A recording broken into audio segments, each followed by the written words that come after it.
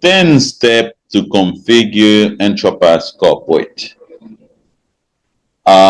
Those steps will work with any version from 602 and up. Okay. This is a very, very useful application note where with about 6, 7 pages, of course, you have quite some image in that. That's why you have that many pages. So you have the software. And when you got the software, of course, in the meantime, you know what? Let me get the version I want to install. All right, I'm going to log in. So you can either get the software when you buy it, they give you a USB, or they send you a Word document by email with the license, and you can go by yourself using your certified access. And for example, I'm gonna get the corporate, so we have some choices. I will go with 871. Okay, so when you have the license, let's say you buy a license some time ago, and it was with 702 an older version. So now, since that's you're gonna be doing a new installation, when you come here, you can download the latest version that will work just fine. So I'm actually downloading what I'm going to use. All right, so we'll be saying we do have the license. We bought the license. So we receive a 16-digit serial number, whether it's to email, whether it's when you buy it, they give you a sticker inside a box. So you have that 16-digit. You need that to proceed, unless you want to go and install a demo version for you to practice. So we do have the license, and we do have the software. In my case, I'm getting it right now. Okay, so you're going to install the software, run the installation. Of course, you have to prepare your computer, right? You get the computer ready, then you run the installation, and that's going to ask you for this license code. So you add the license code, and then it's, let me zoom in. So you're going to have to select if you want to install the gateway and the smart link in the same PC. 99% of the time you have everything in one PC, which means in the server computer you have the server part, and you have some component of the software also. One is called multi-site gateway, which is the part of the Entrapass software managing communication between the server database and the equipment. And you have another component called smart link, which is the element, for example, a component of the software managing communication with, for example, mobile application, advanced programming, macro, and stuff like that. So you have that. Then, of course, after the installation is done, everything next, and so on, you might have at some point a pop-up asking you if you want to select secondary language, right? So you select that secondary language. Then installation is complete. You're going to reboot the computer, please. After everything is done, so you're going to start the workstation and log in. You have to log in with a funny yellow password.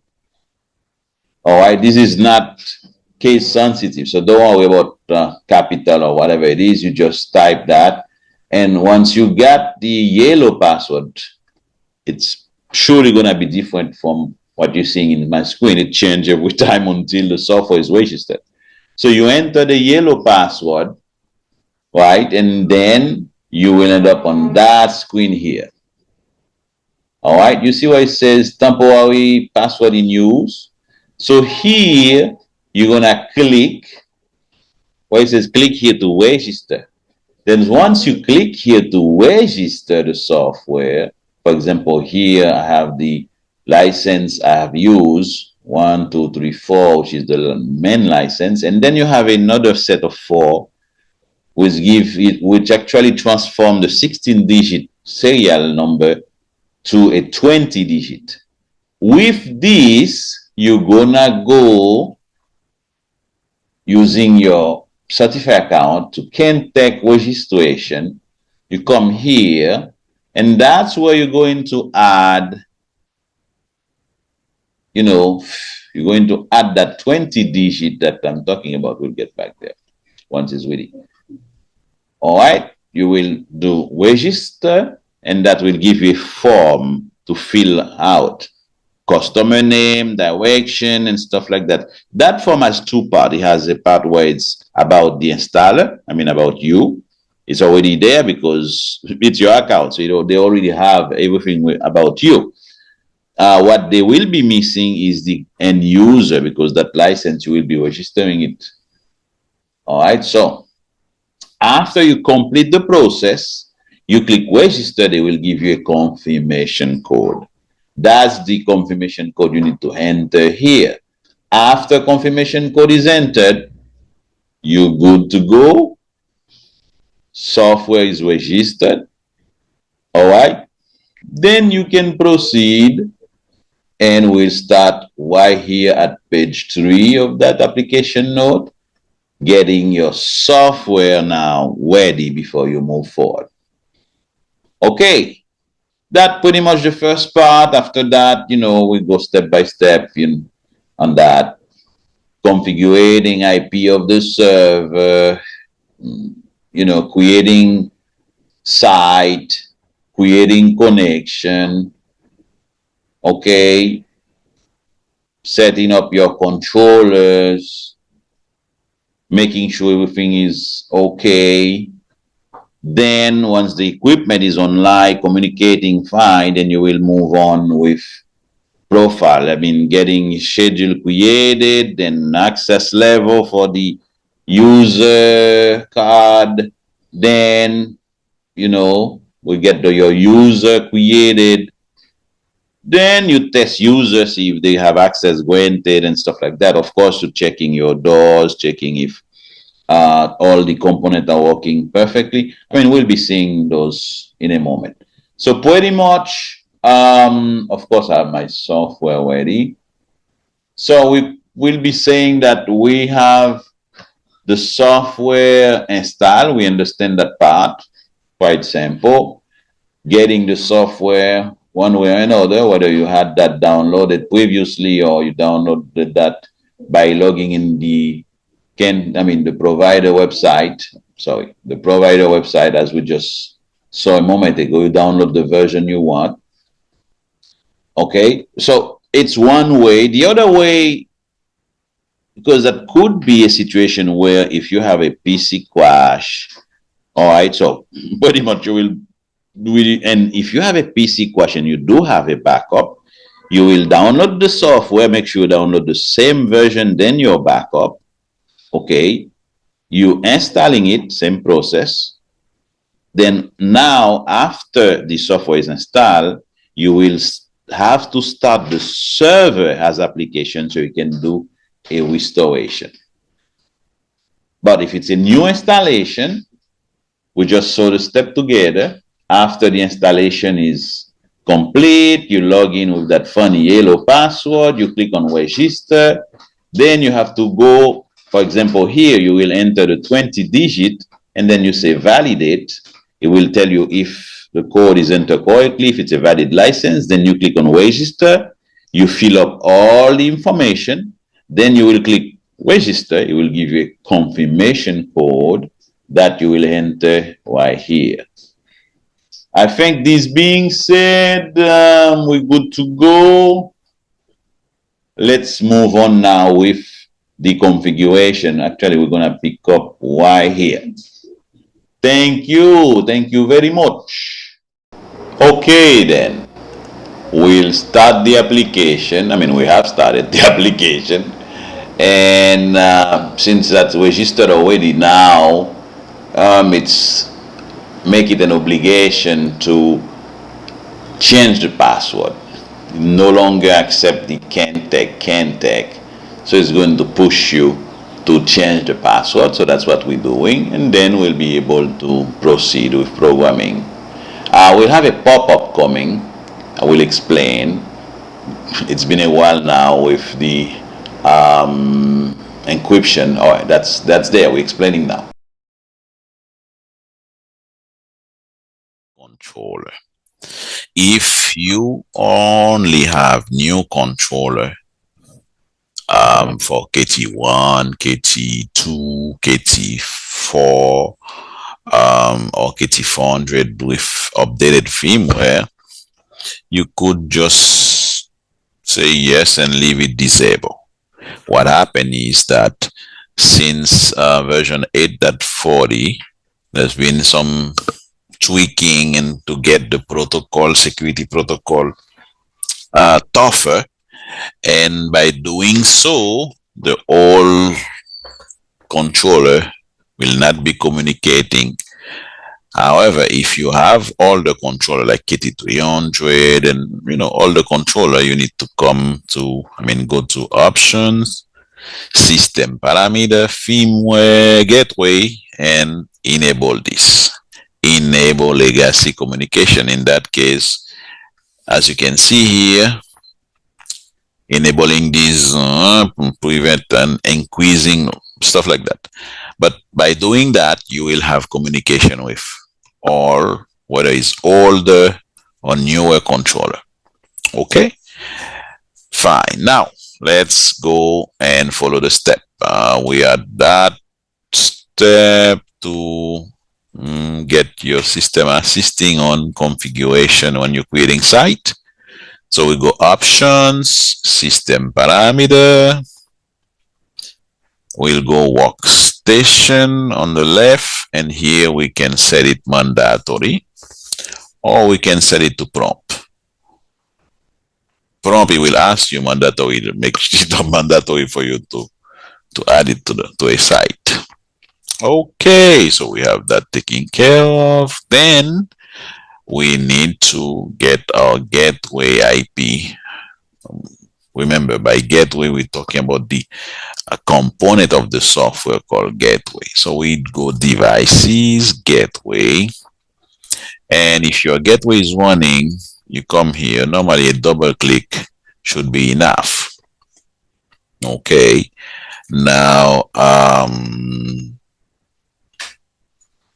if the gateway is not running, you can check the IP. For example, if I'm going, you can do an IP config on your computer, or you can come here about, and it will show you the current IP detected in your computer. If you have multiple IP, you will have a drop down so you can see. Now you will. All right, so now we need to, whether you have multiple IP or one IP, you need to select the IP on the network you're going to use. In my case, here, very simple. I just have one IP, so here I'm gonna go add my IP information, and I hit save. That's it. That's it for that part. Okay, so since I'm following the step-by-step guide, then what I have to do? Then I have to create site. All right, remember to create the site. So I'm going to create the site. How do we do site? A site is a logical component. For example, you have different location, or you have different department. You could group them by site. In corporate, when I go to devices, site, all right, site, we could, for example, have multiple KT1, multiple controller over IP. Let's make the example. Let's do it differently. For example, we have 6-door system, and unfortunately, because of distance or rules on the location, we're not able to have the controller in daisy chains. You want insert it, first controller cable go into the next and so on. So we end up having to create multiple connection, because every time we have a controller over IP, it is a connection. So what happened is we have one system, one site really, but because of some situation, we're not able to have them in one loop. Okay, so this resolve the issue for us, because even when I have 2, 3, 10, or whatever the number of connection, I could group them under the same site. So for these, I'm gonna create the site. I say demo GTI security. All right, that's the name of my site. I could add where the site is located, comment, and so on. All right, my site is created. So the site is not really the physical component. Like I said, it's a label allowing us to organize, grouping your connection and have a better organization, especially when you have when you understand when you're going to create access level permission for user, those are by site. Okay, now we're going to create connection. So I go devices connection. I hit new. Then I'm gonna say the connection is I have a demo KT1. I can. Okay, so you set your time zone, and here that's the physical, that's the equipment that you have. So here I'm gonna say, based on what I have a KT1 that I'm going to use for that revision here.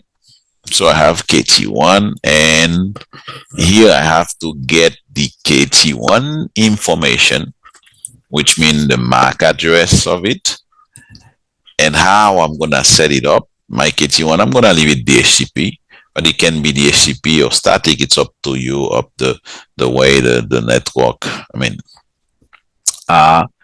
and so on. So let's get the MAC address of my KT1. MAC address is 5F. I only need the last 3 because the first 3 pairs are always the same. 0E and 53.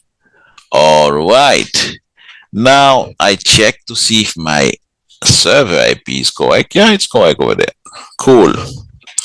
Now I'm gonna hit save. So I'm saving the connection, and here we go. Remember, we make a setup at the beginning where we ask the software to assist us, make it mandatory for us to select a site. That's why you just have that, and it's asking you, all right, select the site.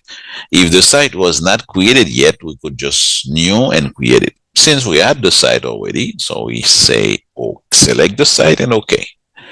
Then we have Express Setup. I'm just gonna go ahead with Express Setup because I'm sure you know about the Express Setup.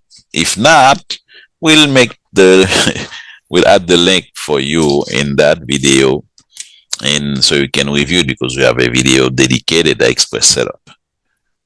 All right, so I say yes, and then I'm moving with the programming. Now take a look at I'm going to change the name here, and look what happened when I change the name. If demo main entrance, for example. All right, so now while I'm adding the name of the door, you see all the related component.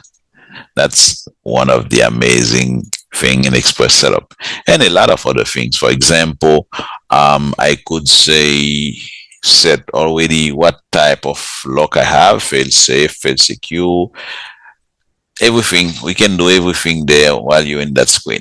All right, so since I'm done, I'm gonna hit OK, and I have my controller, my connection set and ready to go. Of course, we still have to get ready on the communication part, so I have the connection. All right, here is the connection created. Okay, we had the express setup, we just did that. We had that screen here. Since we're using a KT1, the screen was different. The express setup screen came according to the equipment that you have. If you have KT400, it's 4 doors, or you have 4 set of selection and stuff like that. Okay, then the next step is checking the communication status. We're going to see how we're doing with communication. I'm pretty sure we're not doing so good because we did not prepare the equipment yet. So here I have IP device communication fail. That's when we're going to play with, let's see if we can see the camera better. Yep, I'm pretty sure now you're seeing the camera. Okay, I hope so. Let me adjust the camera and then we'll put it back the way. Yeah, I think it's good like that. So you see the reset button and so on and so on. And we'll be doing prepare the equipment together. Okay, now we're going to get the equipment ready, because right now we have to get in the equipment and dashboard, if we call it that way, to program it. So let's see how that's done. Normally you have a one button to do everything in the controller, so I'm going to do what we call a factory reset. The way you do the factory reset, and it's stated in that label here. So we're going to put the controller in programming mode, then we'll make the selection, then we'll confirm. How do we put it on programming mode? You press and you hold for 3 seconds, and the controller will do 5 beep, beep, beep, beep, beep, asking you what do you want, and you're gonna say, okay, I want to do a reset. How you do that? You're gonna press it 3 times. 1, 2, 3.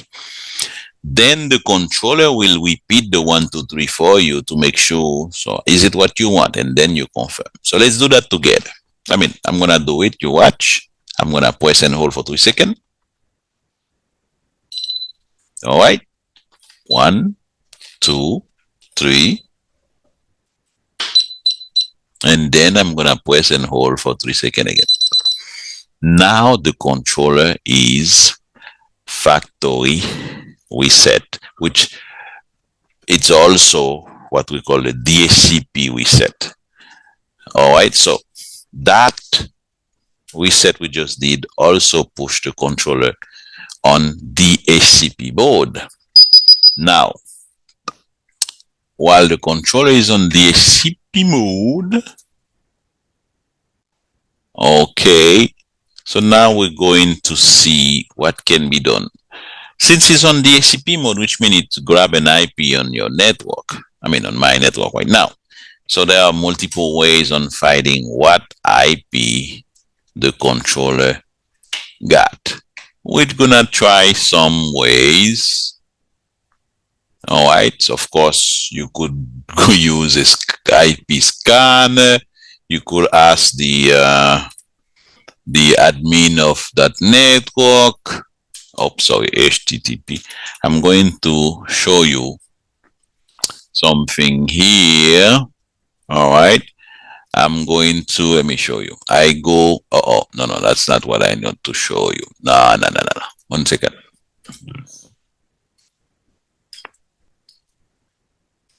So I'm going to type HTTP, then I'm going here typing the // KT, then the last 3 pair of the MAC. In my case, is 5F 0E 53. Too late.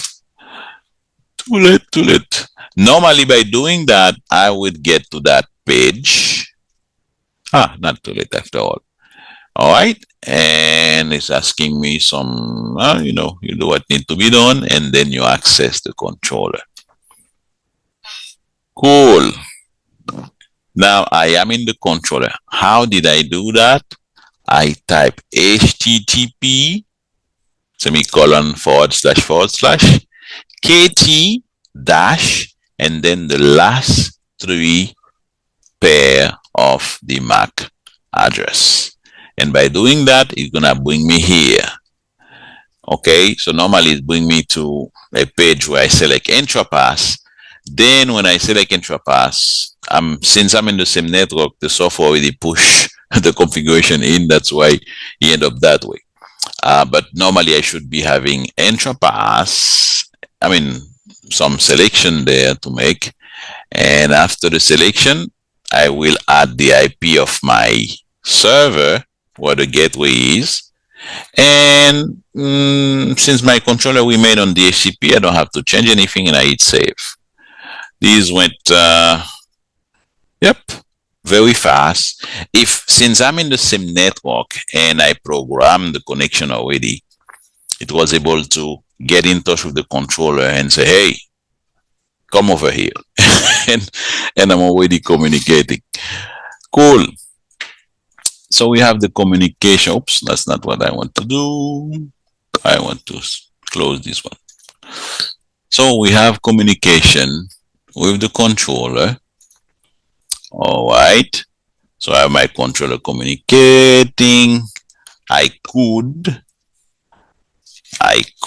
let me see, try a card since I have all my wiring and my reader connected and nothing is happening. Why nothing's happening? Because right now I have my reader connected RS485 to the controller. So I'm still having something more to do. When you have the reader connected RS485, you have to add the reader. There is one more step to do. I have to go to Devices, Controller, and I will have to add here, for example, I will have to add the serial number of the reader, because now we're using the reader in smart mode, remember. So on the back of the reader, I have the serial number of the reader, and that's what we're going to add here. Okay, now since everything is connected correctly, you can see here, you know what, give me a second, let me change this here. I like it better like that. Bang. Okay. So here you see there is an event coming saying controller or module not assigned, and it shows me the serial number of the reader. And since I'm really like doing right click, let me show you. I go and I do right click and I say edit, and I say, you know what, assign. And let me show you what will happen. It will automatically assign the reader to the controller. If you have, for example, since it's a KT1, I just have one door setup. But if it was a KT400 or a KT2, I would have to select which door that reader belong to. For now, I don't have to do that because I only have one door anyway. All right, so my reader is added. Now let's do some cleanup here. For example, here I have something saying controller. I don't like to have my programming with controller 1, controller X, controller Z. We should take the time, it's a couple of seconds sometime, and add the name. This is KT1 man, and in my case, of course, I'm sure you, I'm sure you have your naming convention. What's happening here? I guess my keyboard here. Okay, we leave it that way. All right. Now, I'm going to review my controller. I go devices controller, making sure my format for the reader is okay. I'm gonna add, because I have the IO Smart. Actually, you know what? Let me add it. Oh, what did I do? Oh, I press escape. Let's get back then. I'm going devices controller, and I have IO Smart XSF. That's what I have right now. So you set up your reader. I mean, of course, I could do that after. Let's see what's the step telling us. Are we done with this? Where were we? Here. Okay, so we do have controller added. We did verify we have communication. Then we're going to move forward with the programming. So right now, review. We have created the site. We have created connection. We have a connection ready. We have communication. And of course, what we could do will be very useful, will be to make sure, let's test. Actually, we can do some cleanup here. We don't need that many. And what I just did is a right click and delete event. Those events are just deleted in this desktop, but they're still in your event and for reporting and stuff like that. So I swipe and I have access, deny, card unknown, which means it's working. All right. It's important to make sure all your component works before you start, moving forward. For example, here I have the door. Since I have door contact, it will be wise. Yeah, I just force my door and I see my door contact is working. Wonderful. All right. I think I also have an exit button. Request to exit is there. Okay. So it's important making sure everything is working fine. All your components are working before you keep moving forward, adding, doing more programming. Okay. So since everything is working, reader working, door contact is working, exit button is working. Now I can move forward. I'm gonna see what else. So now, since my system is pretty much set, I have my door online, everything. So now I have to, we'll work on the user, right? People to get in and out. What needs to be done? What are the next steps? So now, in order to work on the card holder, we need to make sure they have the proper access level. What that mean, access level? We need to, the access level is, remember we are using an example of a system with 6 doors, right? Now, let's say we have IT room, we have conference room, we have the main entrance room, you have the warehouse, you have the and so on, right? Now, the access level is to which of those doors user X or user Y or user Z has access to. That's the access level. Now, before we can create the access level, there is another component important, that's the schedule. We need to know, okay, from what time to what time the person can have access to the door. Maybe that's somebody who can have access 24/7. Maybe that's someone who can have access during business hours. So we need, based on what I just mentioned, we need to make sure we have schedule, right? And then we'll get access level, and then we'll be able to create card holder. All right. So let's get to it. Let's do a couple of examples for schedule. We're gonna do a 9 to 5 Monday to Friday, and we'll do a 9 to 13, to 1 p.m. on Saturday, for example. Then we will do an always, we can call that a 24/7 security. We'll do those two. Okay. Now, let's get to it. We go, where do we find schedule? Is under definition, and we go schedule. Okay, now you already have one there, always valid. If you check, for example, this one you cannot modify, you cannot change, you cannot do, that's it, default one there with the system. And if you need a 24/7 schedule for user, you should create one.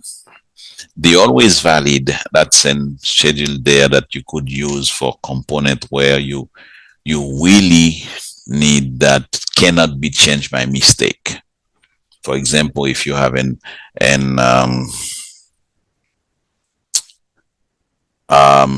the security team, right?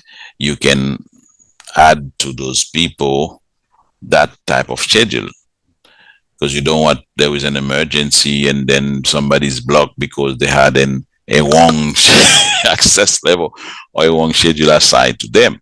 So you have some possibly some card holder or some functionality that you require schedule, you could add that. But any other situation, create your own. For example, I'm gonna create 24/7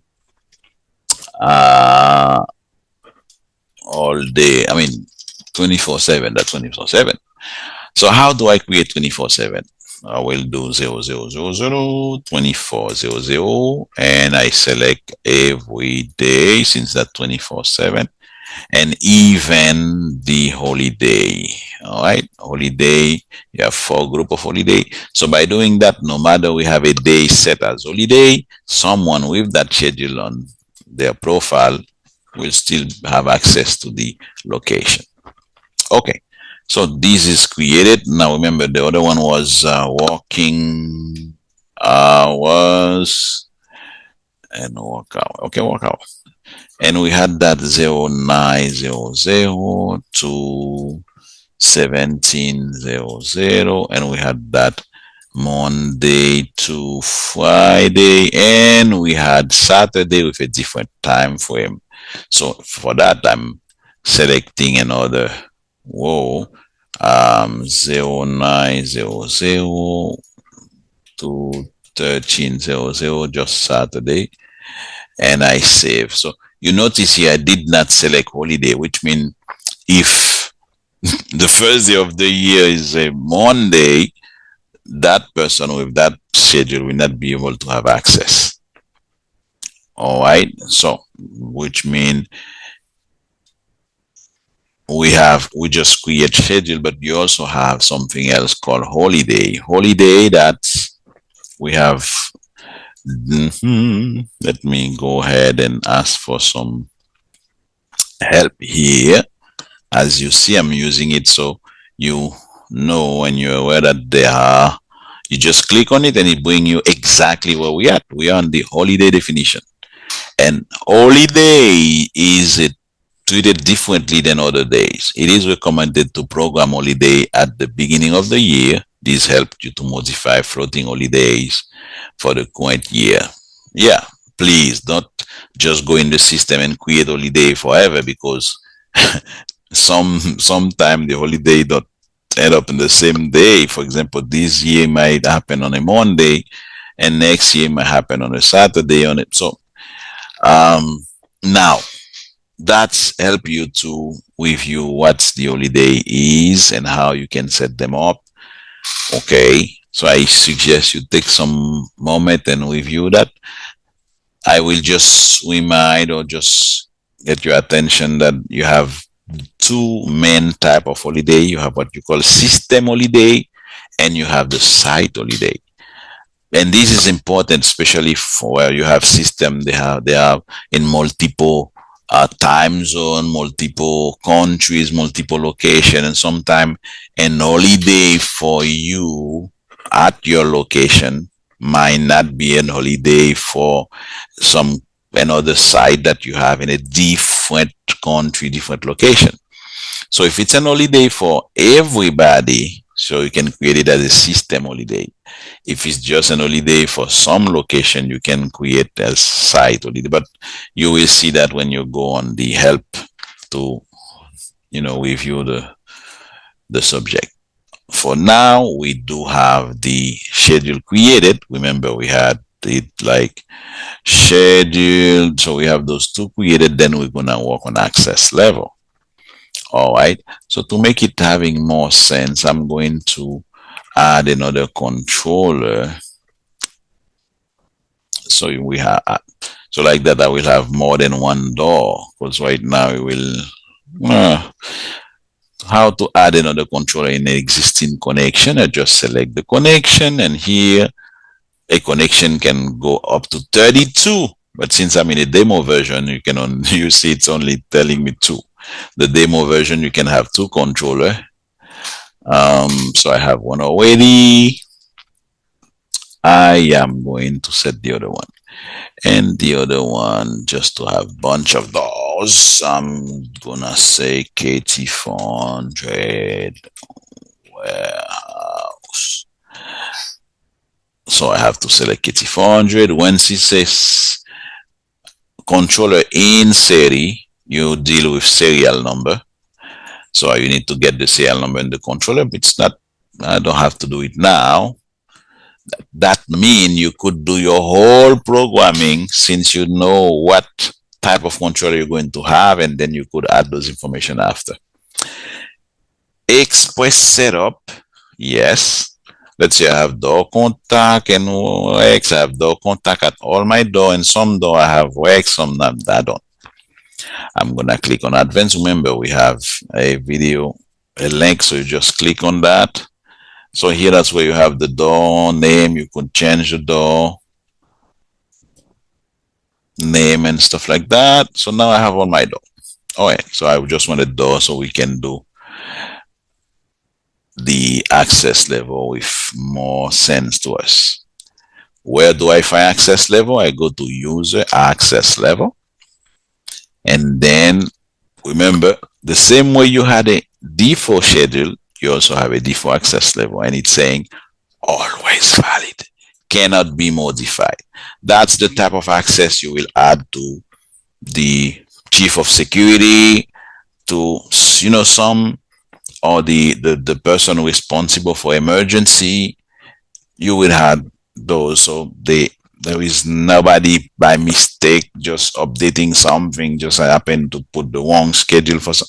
That will not happen, because this is a access level. The same way the schedule, the default one, cannot be modified, this one either. Which means if you need an access level 24/7, you create one. So I come here, say 24/7, 24/7. I mean, in that case, I will call it 24/7 all doors, because I did add all the doors. Right, so done. Then I'm gonna create my working hour, work day, work week, working hour.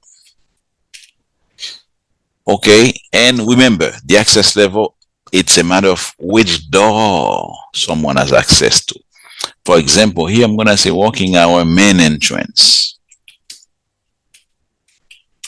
Okay. Which mean here I only come here and I say working hour. Someone in that location with that access level will be able to access the main entrance door. That's it. Those for the door, they will need somebody to give them access to, because they all set to none, right? While somebody else, for example, I'm gonna say warehouse manager, warehouse team. All right, they will have the main entrance because they need to access the location at the first place. Then we can give them, you know, the door they could have access to. So I have created, let's get back to the step by step. I have created my schedule. All right, then I create access level. Then I'm going to create user. Creating new user, select the user tab, select, let's go. So there are a couple of ways you could create your user. Okay, but let's go with the 100% usable one. You have the card with you and you go, you know the card number of you're going to assign to the person. So I go user access level, new, and here I'm gonna get the name of the person, GTI, the name of the card assigned to the card. It can be a person, it can be a department. Here I'm going to select card type, please. Very, very useful. Now, of course, I'm gonna send you back to the help. Card definition, you take your time and do some reading. You will be amazed on that option. Then you're gonna add the email.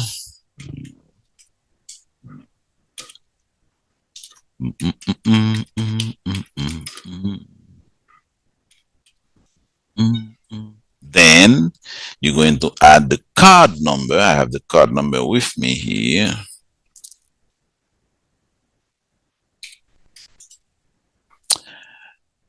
Of the card you're going to assign, and you're going to add the access level. I'm gonna say this is from warehouse, that security team, so it has access.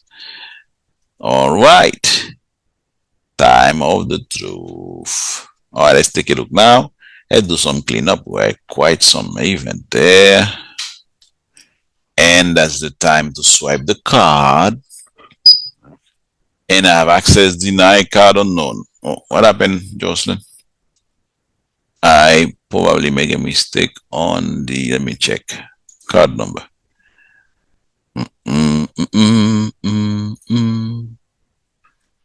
Okay, I have 8110. Oh,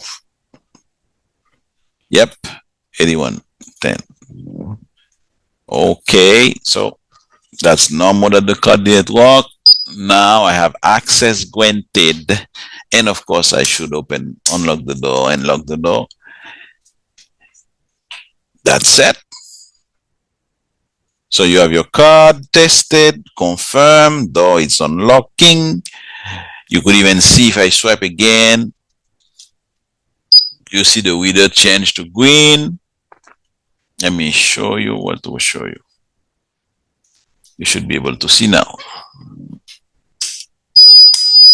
The door first open. I swipe and the reader change to green.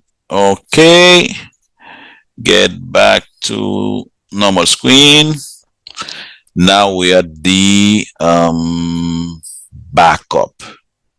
So you want a system check. With system check mean you need to make sure all your component working. That's when you swipe in the main entrance is not happening. That's the back door. Your contact is fine. Your X doors, we checked them already.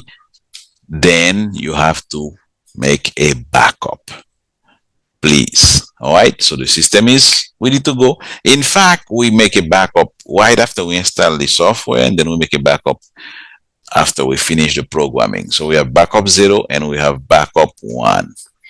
To make the backup, we go to the backup tab. in the normal software, you go to option, backup scheduler. Since you're on the demo, there is a tab saying backup, and you select automatic backup. Then you hit now. If you have a USB and something, you could come here or specify folder. All right. Otherwise, you go on backup folder, default folder, and you hit now. When you hit now, you will see you wait until it's telling you backup completed. And once the backup is completed, please get your USB and make a backup of that backup. Make a copy of the backup. Because sometimes people make backup every Sunday. Let me get back to the backup. When I say every Sunday, you see by default it's weekly, Sunday at usually at 4 a.m. But you could do backup daily, monthly, it's up to you. You could also change the date. Now, it is important to make a copy of that backup and move it in elsewhere, because if you make backup every week and you leave it in the same computer, I'll let you imagine what happens if something happened to that hard drive.